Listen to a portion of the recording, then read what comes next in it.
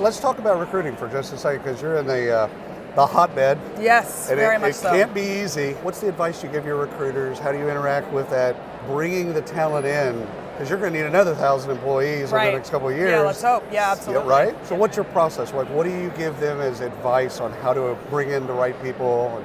Our recruiters really take a more executive recruiting approach to a candidate.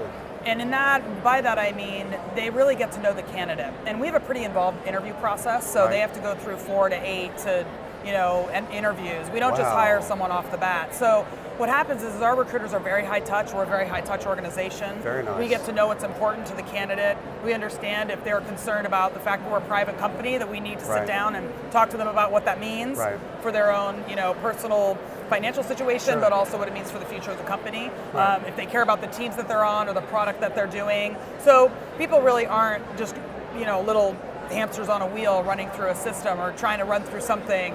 They really are, we're creating a relationship with them. And whether that relationship lasts forever or it lasts, for 4 years or it lasts just through the process. I know every candidate that comes through the door. I know of them. I know their profiles. And so what I give my advice to my recruiters is you really have to understand the people that you're talking to. That's right. You have to have that hook.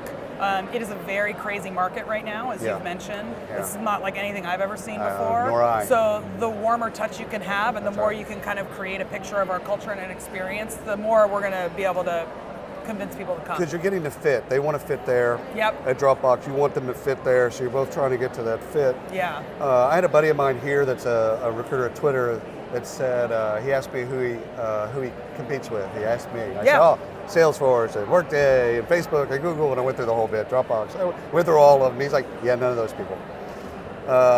We're competing with Wall Street. Oh, interesting. Because Wall Street has finally woken up to understand that they're technology companies. And they got to have all these software engineers. He goes, now what does Wall Street have? I'm like, money. I'm like, oh my God. Yeah. Like my worst nightmare.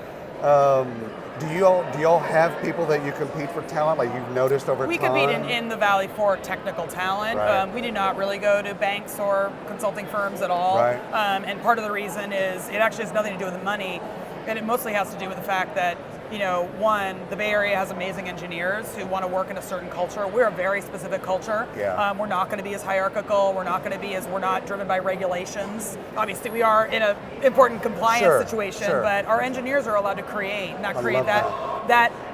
that attracts a different type of engineer. It does. I think we certainly see a lot of people raising their hand from Wall Street to come into Dropbox, for sure. And we just always have to make sure that they meet our engineering bar, but they also are working with the most recent technology. That's right. Which if they're a few years out of school, they probably are, but later in life, it might be more difficult to see that. Thank you so much for your time. Thank you so much.